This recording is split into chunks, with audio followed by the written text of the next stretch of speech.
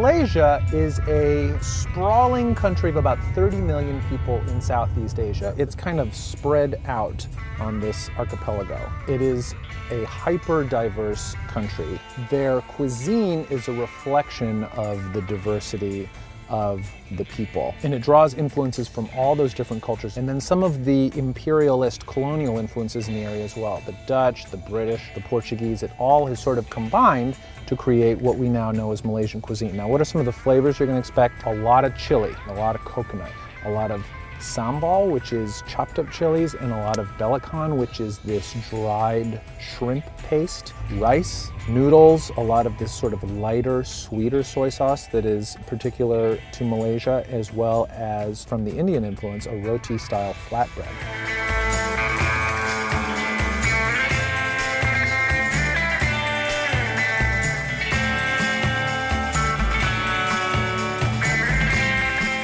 The place we're headed to right now, Kedai Makan, it started as a pop-up and it has since moved into a proper brick and mortar restaurant. It is in the Capitol Hill neighborhood of Seattle. I've heard that the food is outstanding. We're headed there now and I can't wait to try it.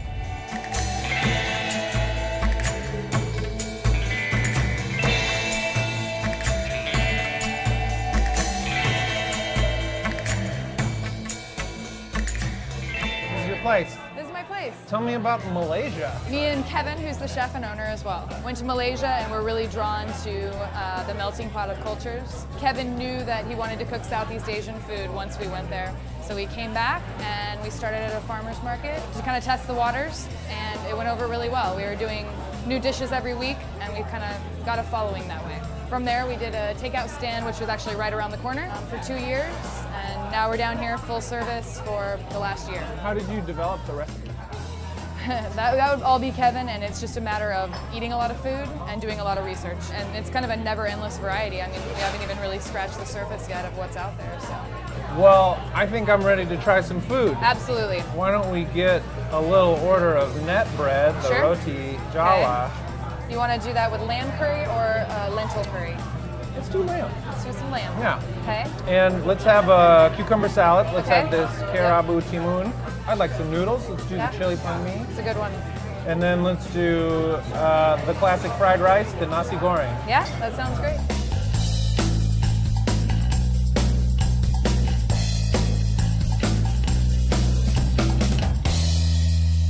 What's your I'm name? Nori. Nori. Yes. Very nice to meet Nice you. to meet I'm you. Lucas. So I had the frog legs and the lamb fried rice. Delicious. Yes. The frog legs were really nice. They're nice and juicy and tender. And the fried rice is always great. Anything with a fried egg on it, I'm good to go. Are you in the area? I was born and raised here. Yeah, so I'm a Washingtonian. Local. I try to go to all the different restaurants in Seattle. We're pretty lucky. Seattle has really good restaurants.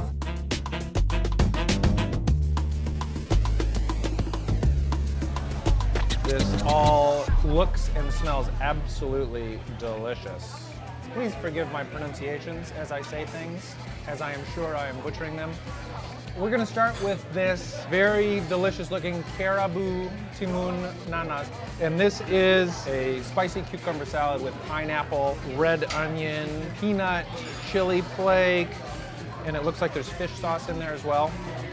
And my mouth is watering just smelling it and thinking about it. That is really good. Crunchy cucumber, sweet, tart pineapple, go well with the red onion. You have a little bit of spiciness, a good deal of spiciness actually. And then you've got these lovely crunchy peanuts to give it a real nice texture.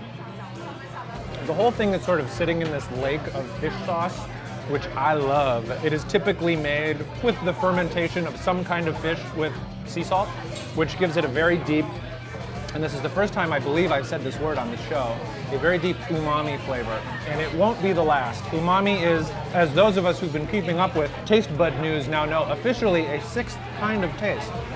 What does it mean?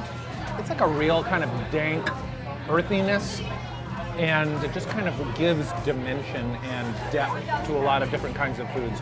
This is f***ing good. Why don't we dig in with a little frog leg? And this is just drenched in sambal. What sambal is it's just like mashed up, ground up chilies, to wit. Something else is added, frequently like dried shrimp. but it is a very spicy paste. You can just see it just mounted up on there. Oh yeah, this is really good. It's a little bit like a sweet soy chili. So it's spicy and it's earthy. It has that peanutty goodness. While it is a cliche to say that frog tastes just like chicken, it does. It tastes and looks like it. The meat's juicy. It comes right off of the very, very slender bones.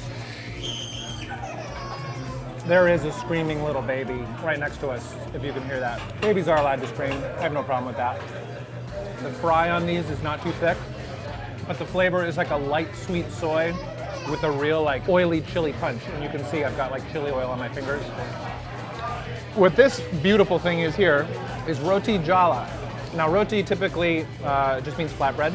What makes this special is roti jala means net bread. And it is made, some say, in the tradition of a Malaysian fisherman's net. I have a nice bowl of lamb curry that goes along with it. I'm gonna dig in with my hands. Those of you at home, I know I'm not doing this right. So I'm sure someone's gonna have a comment on, I can't believe he used his hands to eat the roti jala. Well, I'm using my hands. This is great. I love the texture. Taste-wise, it is a wheat flour. It looks like it's got a little turmeric for color. The taste is kind of eggy. It's kind of coconutty, and it's very light. The lamb is tender. It has that slight gamey aftertaste that you like. Just sort of remind yourself that you're eating lamb and not beef. And then just a nice, moderately spicy curry mixture. Got that coriander, got that cumin. And this is cassia, which was just described to me as being cinnamon's, quote, big-ass cousin, which I think is an apt description. It gives it a slight spice that you would associate with like pumpkin or nutmeg. So this is the chili pan mee. Now, chili pan mee is a Malaysian Hakka-inspired dish. Hakka is an ethnic group of China. It is noodles, sambal, it looks like dried anchovies, a poached egg, onion, some shallots, and some kind of meat. I'm not sure, but I'm gonna guess this is ground pork, because Chinese people love pork.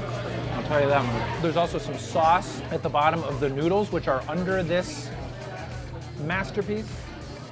I gotta say, this looks really good. The primary flavor that comes through is really the chili. You get that nice crunch from the shallots, a great, I'll say it one more time, umami flavor from those dried anchovies. Just a real earthy fishiness that's not overpowering. The bits of ground pork taste like they've been marinated in kind of like a sweet soy chili mixture. And then like what you have with something like a bibimbap, with an egg that you break over it and then you mix it all up, it kind of brings everything together. Another winner. This place is good.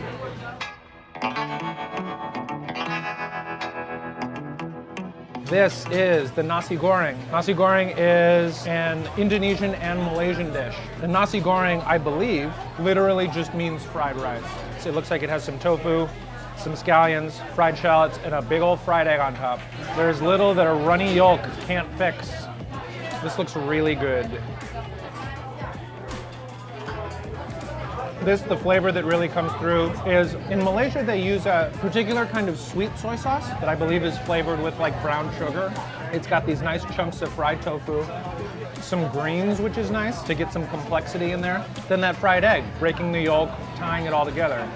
I gotta say, I really enjoyed the food at this restaurant. You know, I did notice that the place is owned and operated by two people who are not Asian and who are not Malaysian, certainly, but who had visited there, loved the food, and wanted to bring it to Seattle. Now, this raises whole issues of like, quote unquote, Columbusing, pretending like you did something first, cultural appropriation, and things that many people, especially in the Asian community, are rightfully and very sensitive about. I think people should be allowed to eat and cook whatever they want to eat and cook.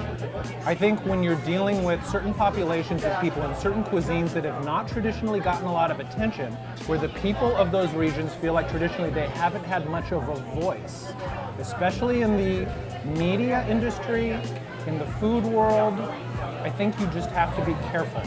And I think you have to be sensitive. But Can non-Vietnamese people cook Vietnamese food? Absolutely. And the same goes for French cuisine, Italian cuisine. I mean, you see some of the best food, at least in Los Angeles where I live, and most of the people in the kitchen are Latino. And that's just a fact. So it's ridiculous to say that you have to be of a certain ethnicity or race in order to enjoy, in order to be able to create, in order to have opinions about a certain kind of food.